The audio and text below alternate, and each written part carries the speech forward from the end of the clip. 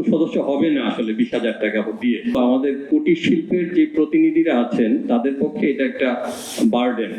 সুষ্ঠু হওয়ার জন্য প্রথমে দরকার যেটা হলো যথার্থ ভোটার তালিকা প্রণয়ন।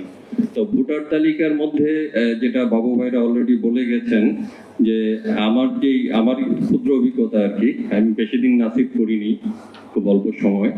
তো আমাদের উদ্যোক্তাদের পক্ষে আসলে এই যেই টাকা ধার্য করা হয়েছে এটা দেওয়া খুব অসম্ভব।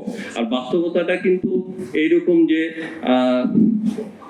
জেলা থেকে আমরা টাকা পাঠাই হলো 30% কেন্দ্রে, আর বাকিটা জেলার প্রয়োজনীয় কাজে আমরা খরচ করি।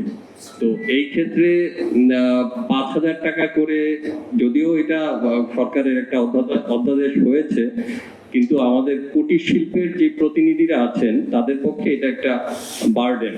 তো এটা আমরা বলবো এটা কনসিডার করার জন্য।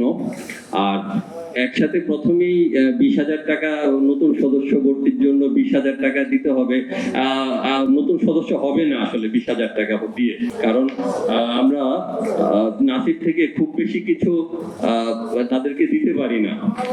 তাদের যে প্রত্যাশা, ওই প্রত্যাশা পূরণ করতে গেলে আমরা যারা জেলা সভাপতি আমাদের খুব কষ্ট হয়, আমাদের খুব এফোর্ট দিতে হয়, আমাদের নিজেদের পকেটের পয়সা খরচ করতে হয়, সময় দিতে হয়। তো এটা আমাদের উপর আরো বার্ডেন বেশি চলে আসবে।